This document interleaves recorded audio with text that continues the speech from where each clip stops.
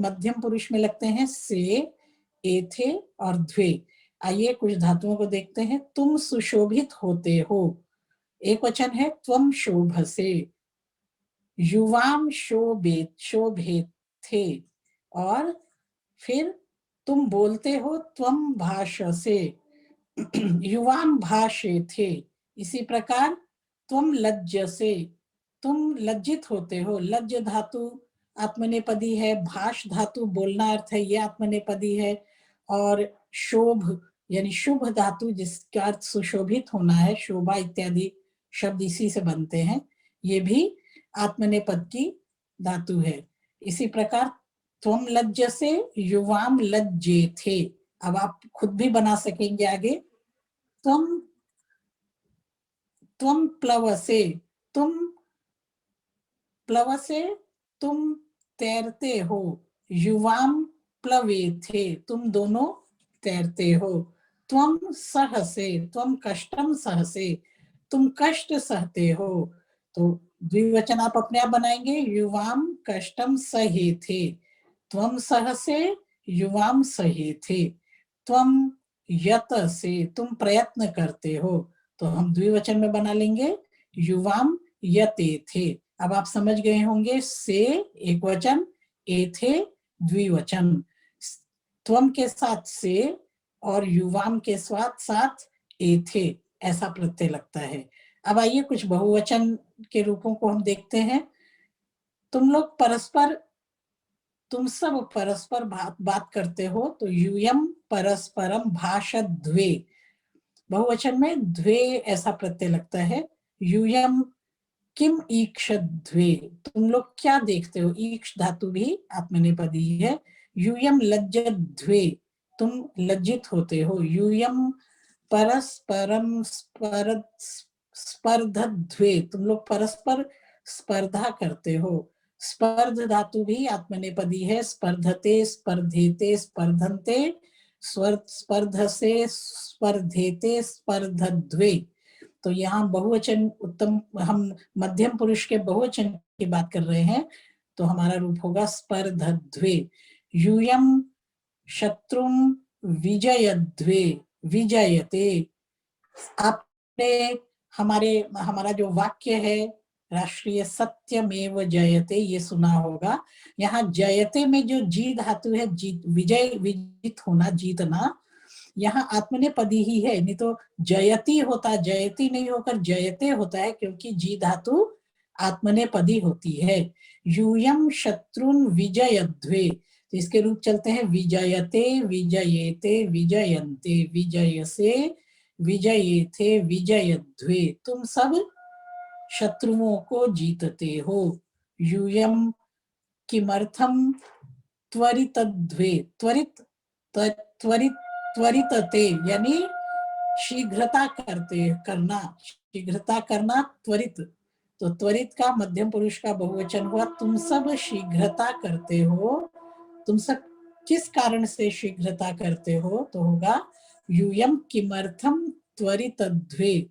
यूयम सर्वदा मोदध्वे। इसी तरह मुद धातु भी है, आमोद प्रमोद शब्द उसी से बने हैं हिंदी में। तो मोदते, मोदेते, मोदन्ते, मोदसे, मोदेथे, मोदध्वे, अर्थात तुम सब सदा प्रसन्न रहते हो। यूयम सर्वदा मोदध्वे, तुम लोग आज चिंता कर रहे हो। ऊहा करना, ऊहा मतलब चिंता, ध्यान करना, किसी विषय पर गहन चिंतन करना को ऊहा करना कहते हैं। तो यूयम अद्य ऊहध्वे, तुम लोग आज चिंता करते हो, किसी गंभीर विषय पर चर्चा करते हो। अब हम लोग उत्तम पुरुष में इन धातुओं को देखते हैं। मध्यम पुरुष आप समझ गए, प्रथम पुरुष आप समझ गए। जैसे मोदते, मोदेते, मोदन्ते, मोदसे, मोदेथे, मोदध्वे। उत्तम पुरुष में बनते हैं, इसके प्रत्यय होते हैं ए, आवहे, आमहे। मोदे, मोदावहे, मोदामहे। अहम मोदे, आवाम मोदावहे, वयम मोदामहे, ऐसा बनता है। अहम त्वाम तृणम मन्ये, एक संस्कृत में अगर किसी को अपशब्द कहने हैं तो वो भी बहुत बुरी तरह से नहीं बोलते, ये गाली देने जैसा वाक्य है। अहम त्वाम तृणम मन्यामहे, मैं तुम्हें बिल्कुल तुच्छ समझता हूँ, मैं तुम्हें तिनके के समान मन्ये मन्ये मानता हूँ। अहम त्वाम तृणम मन्ये, मैं तुमको तिनका मानता हूँ। मन्ये मन्यावहे मन्यामहे, आवाम मन्यावहे और वयम मन्यामहे। इसी प्रकार आवाम त्वाम तृणम मन्यावहे। और देखते हैं, अहम मातरम वंदे। आप जो हमारा जो राष्ट्रगीत है, राष्ट्रीय गीत है इनफैक्ट, वो है वंदे मातरम, वंदे मातरम। तो यहीं पर आप पढ़ेंगे वंदे मातरम, तो अब आप विच्छेद कर सकते हैं। आप ये बता सकते हैं कि यहाँ पर वंद धातु है, इसका उत्तम पुरुष का एक वचन है, और अहम ऐसा पद नहीं लगा है। इस अहम पद का प्रयोग हो अथवा ना हो, हम सब ये समझ जाते हैं कि ये मैं के लिए ही प्रयोग हुआ है। अर्थात अहम मातरम वंदे कहिए तो भी अर्थ होगा कि मैं अपनी माता को प्रणाम करता हूँ, और अगर अहम बिना लगाए हुए आप इसका प्रयोग करेंगे मातरम वंदे, तब भी यही अर्थ होगा कि मैं माता को प्रणाम करता हूँ। क्योंकि जो वंदे पद है ये अपने कर्ता को कह रहा है, अपने कर्ता का भी, उत्तम पुरुष के अपने कर्ता के एक वचनत्व को ये वंदे पद कहता है, क्रियापद कहता है। मातरम वंदे, अहम मातरम वंदे, आवाम मातरम वंदा वहे, हम दोनों माता को प्रणाम करते हैं। आवाम पितरम वंदा वहे, हम दोनों पिताजी को प्रणाम करते हैं। इसी प्रकार से एक धातु है वृतु, वृतु वर्तने, वृतु का मतलब होता है होना, कहीं पर रहना। तो अहम दिवा तत्र वर्ते, दिन में मैं वहीं रहता हूँ।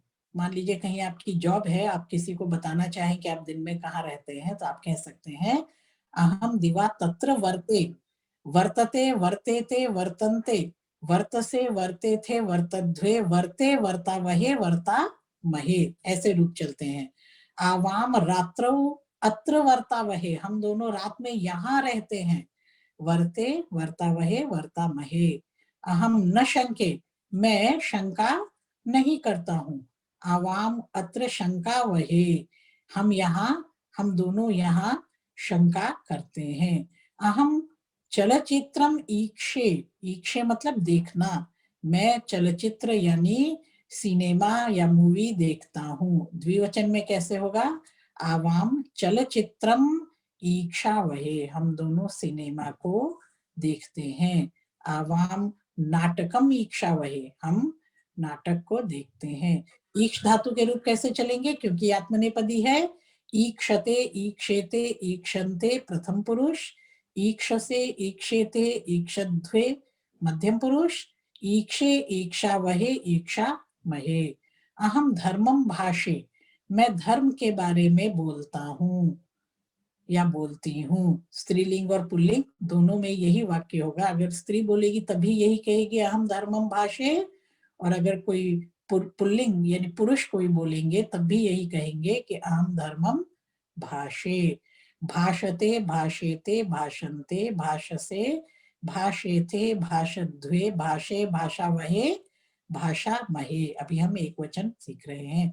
आवाम श्लोकम भाषा वहे, हम लोग श्लोक को बोलते हैं। भाषा वही।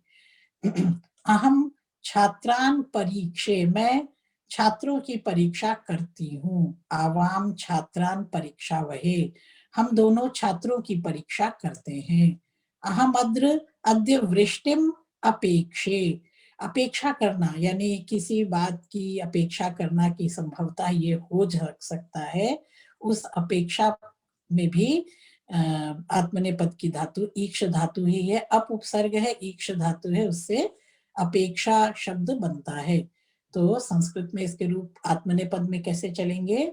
अपेक्षते अपेक्षेते अपेक्षन्ते, अपेक्षसे अपेक्षेथे अपेक्षध्वे, अपेक्षे उत्तम पुरुष एक वचन में हम है। अपेक्षे अपेक्षा वहे अपेक्षा महे। आवाम श्वः हिमपातम अपेक्षा वहे, कल हम ये अपेक्षा करते हैं कि शायद हिमपात हो जाए। अब चलिए उत्तम पुरुष के बहुवचन की में कुछ वाक्यों को देख लेते हैं। वयम सततम यतामहे, सततम मतलब निरंतर, हम निरंतर प्रयत्न करते हैं। वयम दुखम सहामहे, हम दुख को सहते हैं। वयम युष्मान क्षमामहे, हम सब आप सबको क्षमा करते हैं। वयम युष्मान क्षमामहे। अब यहाँ पर क्षम धातु है, क्षमा शब्द इसी से बनता है। क्षमा के रूप चलेंगे क्षमते, क्षमेते, क्षमन्ते, क्षमसे, क्षमेथे, क्षमध्वे, क्षमे, क्षमा वहे, क्षमा महे। वयम सज्जनान श्लाघामहे। श्लाघा शब्द हिंदी में बहुत अधिक प्रचलित नहीं है, किंतु इसका अर्थ होता है प्रशंसा करना। वयम श्लाघामहे, हम सज्जनों की, सज्जनान श्लाघामहे, हम सज्जनों को की प्रशंसा करते हैं। वयम इमं विषयम आलोचामहे, आलोचना करना जो है ये आ प्लस आ उपसर्ग पूर्वक लुच धातु से बनता है। आलोचते, आलोचेते, आलोचनते, आलोचसे, आलोचेथे, आलोचध्वे, आलोचे, आलोचावहे, आलोचा महे। तो आज हमने इस प्रकार से कुछ अभ्यास किया।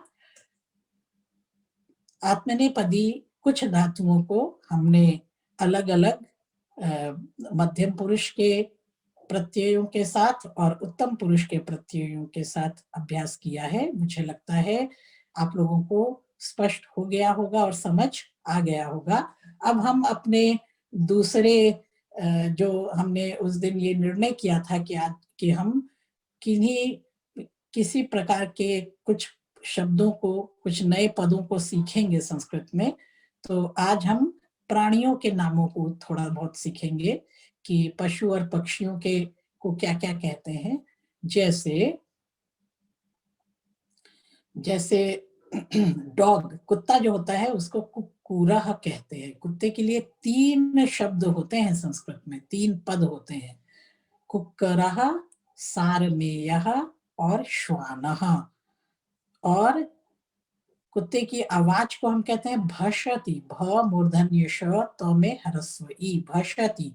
कुक्कुरः भषति, श्वानः भषति, सारमेयः भषति। और अगर स्त्रीलिंग चाहिए तो कुक्कुरी भषति। इसी तरह से शुनी भषति। और सारमेया को हम लोग स्त्रीलिंग में कहते हैं फीमेल डॉग को सरमा भषति, स दंत्य स र म में आकार, सरमा भषति। सारमेयः पुल्लिंग, सरमा स्त्रीलिंग, कुक्कुरः पुल्लिंग, कुक्करी स्त्रीलिंग, श्वानः पुल्लिंग और शूनी स्त्रीलिंग। अब दूसरे प्राणी की बात करते हैं, व्याघ्रः। व्याघ्र बाघ को कहते हैं और फीमेल बाघ को हम लोग कहेंगे, लायन को, व्याघ्री। व्याघ्रः पुल्लिंग एक वचन, बालक की तरह रूप चलाएंगे, व्याघ्रः, व्याघ्रौ, व्याघ्राः। और व्याघ्री दीर्घ ईकारांत शब्द होता है। जैसे व्याघ्र की बोली को हम कहते हैं गर्जन, तो व्याघ्रः गर्जति, या फिर व्याघ्री गर्जति।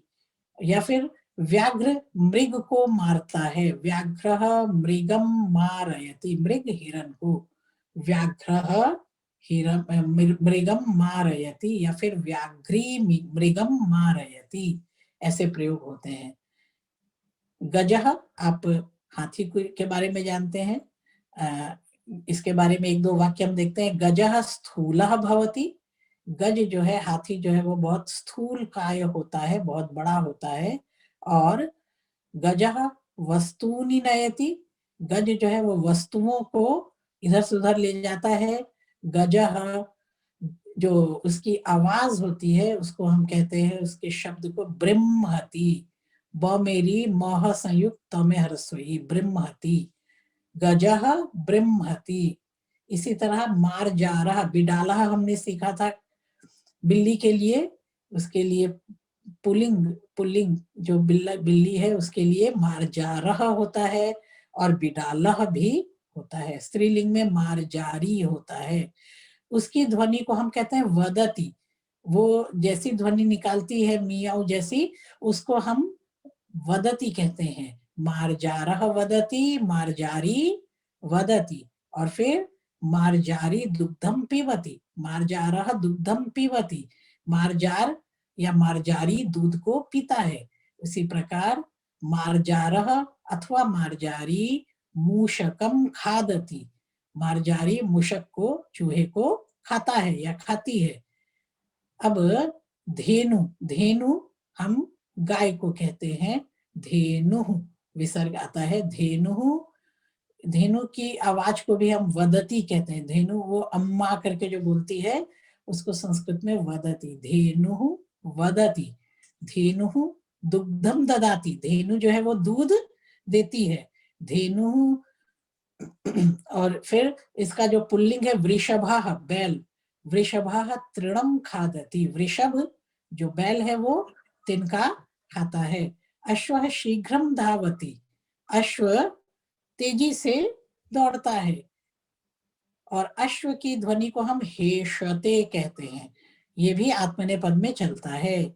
अश्वः हेशते, अश्वः हेशते। काकः, कौवा जो है उसकी ध्वनि को हम कहते हैं रटति। कौवा जो बोलता है काकः रटति, ऐसा कहते हैं। इसी तरह से शुकः, इसके बारे में देखते हैं। शुकः सुंदरः अस्ति, जो ये शुकः अर्थात तोता, शुकः सुंदरः अस्ति, तोता सुंदर है। और शुकः हरितः अस्ति, शुक यानी तोता हरा है। और शुकः वदति, वो मनुष्य के बारे में बोलता है, इसलिए उसकी ध्वनि को वदति ऐसा कहते हैं। इसी प्रकार हंस जो है, हंस को कहते हैं हंसः कूजति, हंस कूजित करता है। और चटकः चिल्लति, चिल्लति, च में छोटी ई, ल संयुक्त, त में ह्रस्व ई, चिल्लति। चटक, चटकः चिल्लति, चिड़िया जो है वो चिल्लति ऐसी आवाज करती है। इसी तरह से सिंहः गर्जति। और वृषभः, हाँ, वृषभः की आवाज को हम कहेंगे नर्दति, वृषभः नर्दति। और अजः वदति, जो बकरा या बकरी है, बकरा को अजह कहते हैं और बकरी को आजा कहते हैं। जो में आकार लता की तरह रूप चलाएंगे स्त्रीलिंग में, अजा वदति। और सर्प की आवाज को कहते हैं भुस भुस करोति, भुस भुस, सर्पः भुस भुस करोति। पिकः कूजति, कोयल भी कूक करती है, उसको हम संस्कृत में कहते हैं पिकः कूजति। तो मुझे लगता है इतने पदों से जो आपका परिचय हुआ इतना पर्याप्त है। आप बार बार इनको सुनकर स्मरण कर लेंगे और अपने व्यवहार में हिंदी के स्थान, प्रायः शब्द हिंदी के ही हैं, तो इनका आप हिंदी के स्थान पर संस्कृत पदों का प्रयोग अपनी भाषा में करने लगेंगे तो एक तो आपकी हिंदी तत्सम हो जाएगी और दूसरा संस्कृत भाषा पर धीरे धीरे आपकी पकड़ भी बननी शुरू हो जाएगी। चलिए एक छोटा सा श्लोक पढ़ते हैं पहले इसके समाप्ति से पूर्व। अष्टादश पुराणेषु व्यासस्य वचनद्वयम् परोपकारः पुण्याय पापाय परपीडनम। बहुत आसान है। अष्टादश, अष्टादश 18 को कहते हैं। आप सब जानते होंगे कि हमारे पुराण साहित्य में 18 पुराण हैं। कुछ पुराणों के नाम आप जानते भी होंगे, जैसे विष्णु पुराण, भागवत पुराण, गरुड़ पुराण, विष्णु पुराण, वायु पुराण, बहुत सारे पुराण हैं। इस तरह से अग्नि पुराण, तो इस प्रकार से 18 पुराण है। अष्टादश पुराणेषु, सप्तमी बहुवचन है, सप्तमी विभक्ति में भी आप आए नहीं है। 18 पुराणों में व्यासस्य वचनद्वयम्, व्यासस्य द्वे वचने स्तः, व्यास के 2 वचन प्रसिद्ध हैं। व्यास ने कहा है कि आप पूरा पुराण पढ़ लीजिए तो उसके सार को हम 2 वचनों में कह सकते हैं। 2 वचन आप भी याद कर लीजिए, ये श्लोक बहुत अच्छा है, इसको याद करें और अपने जीवन में इसका अभ्यास भी करें।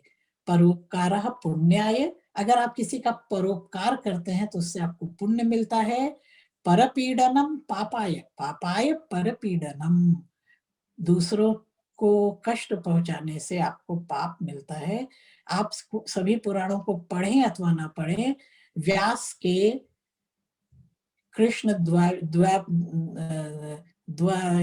द्वापायन व्यास के 2 वचनों को आप याद रखें कि परोपकारः पुण्याय पापाय पर पीड़नम, कि परोपकार करने से पुण्य होता है और दूसरों को कष्ट देने से, कुछ लोगों की ये कि इस प्रकार की आदत होती है कि वो व्यर्थ में ही दूसरे लोगों को कष्ट पहुंचाने का प्रयास करते हैं, तो वो बहुत पाप करते हैं, तो उसको नहीं करना चाहिए। परपीडनम पापाय।